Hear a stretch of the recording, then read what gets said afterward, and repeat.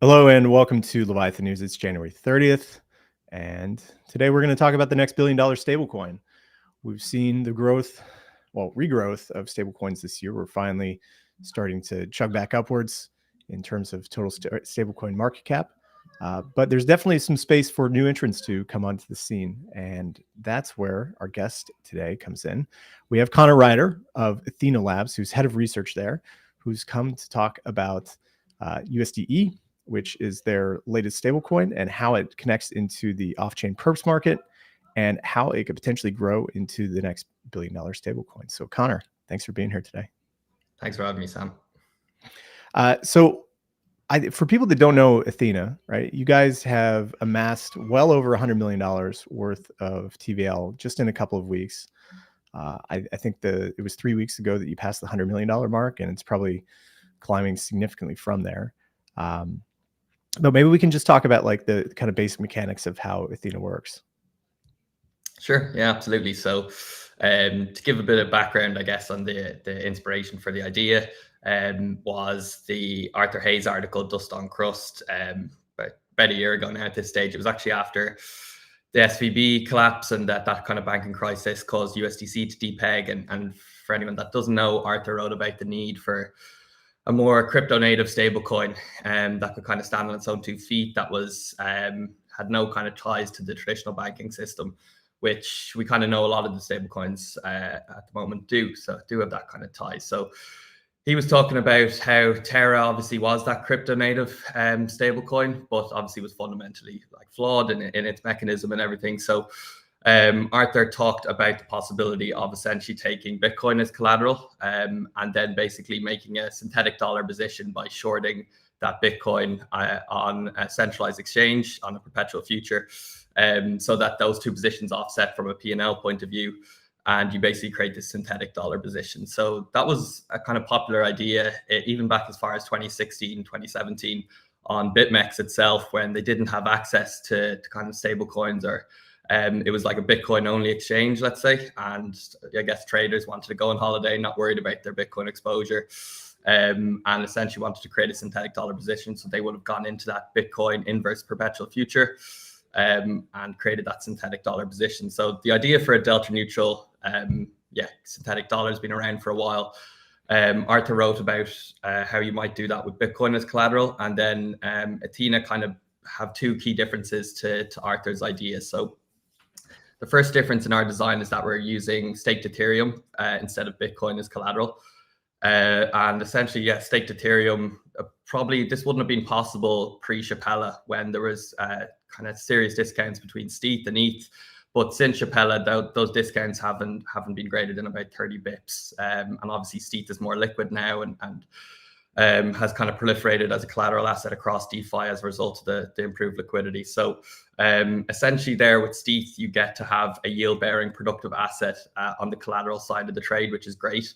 And then you use short Ethereum perpetual futures to create that synthetic dollar position. The second main difference, and we can dive into all of these in more detail, I'm sure, but the second main difference then is that we kind of propose using custodians, institutional grade custodians, to store the collateral backing that synthetic dollar, versus I think Arthur's idea was to actually just leave the collateral on a centralized exchange. But luckily there's been some developments with custodians and off-exchange settlement solutions, where essentially you're able to mirror collateral that's sitting in that custodian to place trades on the centralized exchange itself. So a key kind of fundamental design of this delta neutral stablecoin idea is that you need to access centralized liquidity, because they have about 95% of perp liquidity. So you can't just live on decentralized exchanges alone. You need to find a way to access that centralized liquidity. So we have this idea that we kind of feel a bit uncomfortable about parking users' assets on a centralized exchange. We obviously know all the incidents that happened over the last couple of years. So we have been kind of working to integrate with custodians. We were the first probably DeFi protocol to do so. And that's kind of, they're the 2 main differences. Again, we could probably dive more deeper into them, but that's just the quick high level. Yeah. So, I mean, you talked about some of the implementations back in 2021, 2020, or 2022, when the Solana craze was going on. You also had UXDe, which launched, which was like a fully on-chain perpetual delta neutral stablecoin. And I think that one didn't really do that well because access to liquidity is very important when it comes to these delta neutral stablecoins backed by perps. And you just don't have that on the decentralized perpetual exchanges yet. I mean, I think on DYDX, you're looking at about $100 million worth of open interest, and that just is not scalable at the moment. And so there has to be an off-chain solution where the funds can go into a centralized exchange, where currently there's about $6 billion of open interest right now. Yeah, close to 8 billion, I think, yeah, for ETH. Yeah. And so like this essentially turns the trade into like this like short vol trade, right? Where you're essentially like long the asset, you're short the perp. And I think there's a lot of like risks here that I wanted to talk about, right? And so like the first thing that I know some people have discussed recently is the risk of like a steth, I don't know, price collapse from, let's say there's a problem with Geth, right? That we had discussed the other day, and 80% of all the steth validators are affected by that. It causes a massive like slashing event for those validators, and then the price of ETH drops significantly, and it may go well below the actual ETH price. So, like, what would happen in that case for Ethena? Yeah, sure. So I guess we're fully right to talk about risks, and happy to dive into any of those risks. We need to kind of be as transparent about them as possible. So yeah, as you said, we do take on ETH as collateral and place short ETH perpetual future positions. So we do have a bit of basis risk there and a bit of reliance on that ETH depeg being or peg being tight. As I said, since Chappella, that peg hasn't deviated more than 30 bips. And it does tend to stay quite tight. Now, it's absolutely a possibility that does depeg. And what gives us confidence that we'd be fine in that scenario is that we don't place leverage on the short side at all. So we're collateralized one-to-one. So for every dollar worth of ETH we take in, we place a dollar worth of ETH perpetuals. And because of the low leverage that we're running, the possibility of liquidation is pretty low. So you'd need like a 50% depeg with ETH and ETH for us to be liquidated on the shorts, because that is really, at the end of the day, the risk that we're talking about there is that liquidation risk as a result of a depeg. If there is any kind of depeg that leads to like a change of value of the collateral or anything like that, the perps should offset that for like one-to-one. And so if one gains, the other losses, and vice versa. So the real risk there is liquidation risk, and it's obviously lowered by a kind of lack of leverage on the short side. And we've done a bit of research into that in our Git book, which is public now. And we kind of break down the price at which we would be liquidated at a certain supply if ETH and ETH depegged. So yeah, we want to be fully transparent about that, but it does require kind of significant deviation in the peg there, and that's probably not specific to a design decision Ethena would make. That's like DeFi has some serious issues if that does happen, because ETH has kind of overtaken ETH as a collateral asset throughout DeFi, and yeah, we'd probably have a lot bigger worries. Yeah, and so what about the funding rate risk as well too? So typically, when you look at perpetual exchanges, people are wanting to go long, right? And so they're typically paying a premium on the perps for that, and that's essentially manifested in the funding rate. So if the price of the perpetual is above the spot price, then you pay positive funding, where longs pay shorts. And if the price of the perpetual is below the spot price, then the shorts pay longs. So, we tend to see people rush for the exits, rush for stable coins when the price is selling off. And that's typically when funding rates are negative. So like what happens when Ethena gets like, I don't know, let's say you get $100 million or $500 million worth of inflows when you're having these market collapses, funding rates are going negative. And the funding rate negative, the funding rate like per epoch, whether it's an hour or 8 hours, can get pretty significant. So like, how do you guys take that into account? Yeah, absolutely. So our view on funding is that we're not going to obviously try and step in and alter any kind of dynamic with funding rates in the market. That's the natural market set rate. So we kind of have to just let that be. And our attitude towards it is that negative funding is like a feature of the system rather than a bug. So we've done a lot of research again into funding rates, and like we're pretty confident, obviously, that they persist positive. As you said, they have a positive mean. That's running at about 8% average over the last 3 years. And when they do dip negative, those days don't tend to persist. So in terms of like consecutive days of positive versus negative funding, the longest streak of consecutive days positive funding is about 110 days. that was set earlier this year. And then the longest streak of negative funding was about 13 days. So negative funding doesn't persist for a lot of different reasons. As you kind of touched on, there is that supply-demand imbalance in crypto where there's plenty of demand to go long with leverage, but not as much demand to supply the capital to offset that on the short side. So we do see those positive funding rates. There's positive baseline funding rates on some exchanges, which again is another probably technicality, but on Binance and Bybit, which make up over half of the open interest out there for ETH contracts, that baseline funding rate is about 10% annualized. So yeah, we find the kind of funding rates anchor around those levels. When they do dip negative, they don't tend to persist. But yeah, you're absolutely right. So we do need to have kind of systems in place that give people, I guess, that give people a bit of comfort when funding rates go negative. So we have an insurance fund that'll be sitting alongside the stablecoin that will, that's roughly about 20 million in size per billion of USDe supply. And what happens to that insurance fund gets capitalized on positive funding days and obviously drawn upon on negative funding days. So that helps offset some of that negative funding risk. Another thing that helps offset it is going back to the STETH as the collateral base, having a yield-bearing asset as your collateral base. That gives you a bit of extra margin of safety over negative funding. So for ETH contracts, funding is negative on about 20% of days over the last 3 or 4 years since we have data on them. And when you combine STETH yield on the collateral side with the funding yield, then you're worried about the combined yield of the two dipping negative, and that brings it down to 10% of days that combined yield is negative. So having STETH as a collateral asset gives you an extra bit of buffer, basically, and of safety there. So as I said, negative funding is really a feature, not a bug of the system. Another kind of interesting dynamic is that when funding does dip negative, and let's say we are a size in the billions, and obviously we're having a kind of influence on funding rates at that stage. If funding does dip negative for a period of 8 hours or 16 hours, whatever it is, you will have people redeeming, and that's absolutely fine. So what that'll actually do is when people redeem USDe, we'll have to go and lift our shorts on the perpetual future contracts. So there's a kind of bit of reflexivity built in there where funding dips negative, people redeem USDe, and we actually have to lift the shorts that are putting downward pressure on funding rates. So when we lift those shorts, you might see funding rates revert back to their kind of more standard levels, which is an interesting kind of unintended design mechanism, but something that we could see play out at that size. Oh, and you also get to live or take off the shorts when the per price is below spot price. So there's also an arbitrage opportunity as well. Exactly. Yeah.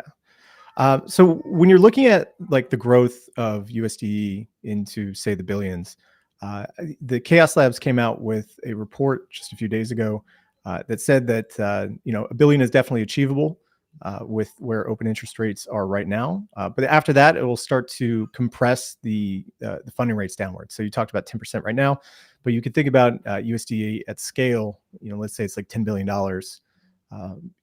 Wouldn't at that point the funding rates compress down to whatever the LSD staking rates are? Yeah, so if we're comparing, open interest as it is today, absolutely, we will reach a certain size when we're, let's say, half of the open interest in the market, that we will be just putting too much influence on funding rates. There's a couple of things there. Obviously, as I said, that's comparing open interest to where it is today. I guess if you look back to 2021 and the last kind of bull cycle we had, open interest had a 20x increase in a matter of like 4 or 5 months as kind of the perp markets saw a lot of inflows there. Obviously, it would be pretty insane to be expecting another 20x now in a more mature market. But in that Chaos Labs report, they said a 5x increase in the perpetual future market size is pretty realistic in a kind of bull market. There's also the fact that there is room to grow there. Perpetual futures are only 2.5% at the moment of ETH's market cap. That number has been as high as 7 or 8% in 2021. So there's still room to grow from where we are today. And obviously that would help with the kind of scalability concerns of USDe and help us scale into the billions and potentially double-digit billions. The second piece of that, then there's also the potential as we kind of mature and we do have too much of an influence, I guess, on global funding rates for ETH contracts, is taking on Bitcoin as collateral and go back to Arthur's original idea. So the thing about that is obviously the kind of unit economics are worse there. As I said, you don't have that kind of extra buffer of safety because you don't have a yield-bearing collateral asset. But Bitcoin funding rates mirror ETH's pretty closely in that they have a positive mean of about 7 or 8% annually. So once you do reach a certain size where you've kind of exhausted all you can in ETH's open interest, you can potentially look at other collateral assets like Bitcoin. And Bitcoin has, 20 billion of open interest there today. That would be untapped for Ethena to kind of move into. Obviously, as I said, at worst economics, but at that stage, you're probably more concerned with scalability, and then you look to other assets. And again, you can do the same for Sol or any of those kind of assets that have a decent sized derivative market, because that's the real crux of it. You have to have liquidity on the perp side, like we touched on at the start of the podcast. The whole reason we're not solely relying on DEX is because there isn't that perp liquidity there. As long as the asset has decent perp liquidity, there's potential there to kind of take up a delta neutral trade. So since the launch of Bitcoin futures a couple of years ago, and with the recent ETF launch, we've seen more liquidity kind of aggregate in these like regulated products. And that probably will continue, right? I would assume that with the introduction of the ETF, we're now going to see a lot of institutional capital start to flow into there, which should increase liquidity. And obviously the Bitcoin CME futures have done really well and started to compete or even outstrip what's happening on Binance and some of the other large perpetual exchanges. So would you see a future where Ethena would be able to access that sort of product, the CME future, to be able to gain basis? I mean, that would essentially turn it into like a fixed yield instead of a floating yield. But if the liquidity is, say, like, I don't know, 10 times the amount of Binance, it'd obviously be the right place to go to enact this type of trade for Ethena. 100%. Yeah, that's something that could be on our roadmap in the future. As I said, there's a few things there. One, that you need to make sure, obviously, custody of assets is safe, which it would be in those TradFi markets, which actually kind of separated the different business entities or different business units years ago. So in TradFi, it's really unique to crypto that crypto amalgamates like custody, execution, and settlement with crypto exchange. That's like pretty unique to crypto. So TradFi made those steps ages ago, and that's something we could explore 100%, because, as you said, that CME liquidity has been on a tear recently for Bitcoin. ETH, it hasn't done quite the same yet, but I reckon we'll see the exact same dynamic play out for ETH over the next few months now ahead of the ETF. We saw that futures basis rise to 15-20% as people kind of piled into the futures ETF the futures contracts ahead of the ETF approval. And yeah, as you said, fixed yield is something that's in our roadmap in the near term as well. There's perpetual contracts, obviously, in crypto exchanges, but you also have the possibility for dated futures as well. And that's really interesting then. And that opens up a whole new kind of fixed versus floating yield curve potential that you could have there. People locking in a yield for a fixed term. So yeah, there's kind of a lot of different implications here of a potential yield curve that's native to crypto as well, which is super interesting. Because, as I said, the whole point is to try and keep something that isn't like tethered to the traditional banking system. And are there any other avenues to implement like options or anything? Because that's also a pretty large market, and I would assume that it's going to grow to the billions in the future as well too. Yeah, absolutely. It's not something we've got the chance to look into yet. It's all systems go on perp integration and everything. But yeah, we've kind of mentioned it in passing that really anything that you can open up a synthetic dollar position, which in traditional financial markets, people do that all the time with covered like collars and different things like that. So that's something that we could 100% employ. And again, maybe this is a case of once we do exhaust perp liquidity for ETH or perp liquidity for Bitcoin as well, that we will go down these different avenues to kind of improve the scalability of USDe, because that's the goal, is to really put this into the billions. So I think that hitting the TVL markers are probably going to be like on the roadmap in the next few months, maybe in like Q2 or Q3, once you guys fully launch, go public, and you're out there. But I think the big question that every stablecoin has to ask is, like, how do you get into the hands of the next billion people, right? So it's not enough just to have like high TVL numbers where you have, a competitive set of institutional players that are competing over the same capital, right? Like that's not like positive like growth into the future. It's not an EV positive game, right? Because you're just essentially playing market makers off of each other, or large institutions off of each other, essentially battling for pennies at the end of the day. For real growth to happen, it needs to get into the hands of normal people who would then use it on the day-to-day basis. Yeah, 100%. So if we're talking people using it on a day-to-day basis, I do think there's a demand there for a kind of dollar-denominated instrument worldwide, and that, like, stablecoins have been crypto's killer use case. That's been talked about ad nauseum, but the fact that there is 130 billion worth of supply of stablecoins is evident to the fact that there is that demand. And what's interesting about that is that demand is with zero yield returning back to the end user. That demand is purely just to use for transacting in a USD denominated instrument on chain that's globally accessible. So that's a proven use case there. And what's interesting then is when you combine that with the yield portion of it, that potentially then more looks like we're kind of pitching it as, I guess, the internet bond. So we haven't really any equivalent. Like, I guess you have RWAs on chain, but something that is, I guess, crypto native, and that potentially could provide a double-digit yield, help people protect against inflation, and actually become a kind of a savings asset that can be globally accessible. Because obviously we forget not everyone has access to the US markets, and so that could be something that's really interesting in terms of people using it day to day, is actually parking it there and earning a dollar-denominated savings yield. I think if we're looking at like crypto use cases, I think the holy grail is really Tether and Tether's use case as money around crypto and on exchanges. So we'd really look to get USDe kind of on centralized exchanges, on spot pairs and things like that, and have people actually trading in and out of spot pairs using USDe. It's going to be probably hard to unseat someone like Tether, just because they've got that kind of network effect now where their fingers are in a lot of pies out there in crypto. But that's really what we're kind of here to do, is to take some of that market share away from Tether and away from these, kind of, like, I guess what we're doing in DeFi is a bit of a joke if we're so dependent on Tether and Circle for our stable coins.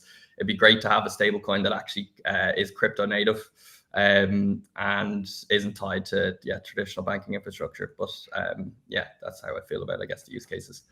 Yeah, and that's an important point, right? Because even decentralized stablecoins like Maker have had to go essentially off chain to park the reserves with custodians who essentially are buying up short-term treasuries so that they can pass that yield back on to their the DAO or the users, or whatever you want to call it.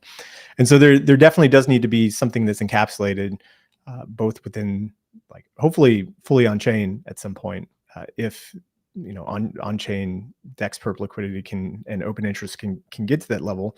But if not, then having a hybrid solution like what Ethena is building to essentially merge the liquidity that you have in the centralized exchanges and what's possible in DeFi. Yeah, and if you look back to the original, I like the timing of Arthur's original piece, that Dust on Crust piece. It was as banking, that kind of banking crisis was playing out and SVB collapsed. And, like, theoretically, I guess, why should crypto stablecoins like depeg if something happens in the traditional banking system? Really, they shouldn't. And, like, DeFi shouldn't be running on those stablecoins that do that, in my opinion, anyway. So censorship of assets is a concern, and then you have, obviously, second order effects of that, as you said, by protocols onboarding RWAs. And I'm not here to tell you that Ethena is a better option than those, or it just has basically a different risk profile, an uncorrelated risk profile. And I think that's pretty important. Right now, probably there's too much correlation in the risk profiles of stablecoins. Even the ones that are kind of pitching themselves as decentralized stablecoins have that censorship of assets risk as well, through RWAs. So it is important for investors to kind of have that uncorrelated risk profile within their stables, and hopefully Ethena provides a bit of that. People might turn around and say, well, look, you access centralized exchanges, you're not fully decentralized either, and we're happy to say that as well. It's more about trade-offs. We shouldn't be really stuck to this narrow term or I guess it's a wide term of decentralization, where you need to stick on DEXs and that kind of thing. It's what your I guess your end goal is, and that's our end goal, is obviously to provide that, like, crypto native stablecoin. Yeah, and I think that, like, if the possibility was there to build this thing on a DYDX or some other type of decentralized perpetual exchange, it would be great. But you're talking about, like, exponential differences between the level of open interest between the largest decentralized perpetual exchange and Binance, like orders of magnitude bigger. And so it just wouldn't work right now. Maybe in 5-10 years, once we have better market structure, But for now, I mean, the only place to get that type of liquidity where you can accept in billions of dollars is on a centralized exchange. Exactly, yeah. And as I said earlier, like, yeah, the centralized exchanges have, I think, 25 times the open interest of decentralized exchanges. And our really ideal end goal would be to operate just fully on those decentralized exchanges. And that way we could skip the custody step, and people wouldn't have this cause for FUD to say, oh, we're exposed to exchange failure risk or anything like that. Our ideal case would be to just solely use DEXs, but yeah, it's just not really feasible at this moment in time. We are integrating with DEXs. We have our first integration with synthetics, so there's super interesting plays there as well. But yeah, as you said, hopefully that DEX share of open interest increases going forward. I do think that will be the case as that market matures a bit, and even with things like, so for synthetics, they're coming out with obviously Infinex, which is supposed to really help the UI of decentralized exchanges and make it seem more like a centralized exchange from a UI perspective, which I think is important for DEXs to kind of to move on, to kick on basically, and gain some more market share. So excited about the developments in DEX perps. But yeah, if we're looking at today, you need to basically access centralized exchanges. Otherwise, yeah, as we mentioned earlier, like USDe just stuck to DEXs, and they had issues scaling. So it's kind of necessary at this moment in time. Well, perfect. Well, thank you for coming on the show today. I really enjoyed the discussion about Ethena and what you're building at USDC. People can find you on Twitter, Conor Ryder, and they can also come here and watch this as well too. So, Conor, thanks for being here today. No worries, and a bit of alpha probably for the listeners is that we're probably launching to the public next week, with hopefully a kind of points program as well. So just dropping a bit of alpha there for the listeners. So yeah, really excited about that. Is there going to be any sort of like integration into Curve, or like taking part in the Curve wars with bribes? Yeah, you're onto it there. So basically, the first kind of season of that point system will be incentivizing LP positions in Curve. We already have a couple of Curve pools up with Curve USD and USDC. So yeah, the first epoch there of the season will be incentivizing Curve liquidity. Yeah, it's pretty cool. I mean, you can take part of that funding that you're earning and direct it towards liquidity provision on Curve and other DEXs. So that's pretty cool. Exactly. Yeah. Super excited. Amazing. Well, thank you for being here today, and everybody subscribe, and we will see you tomorrow. We have a interview with CowSwap is coming. So make sure to tune into that to learn about off-chain order execution and delivery. So thanks.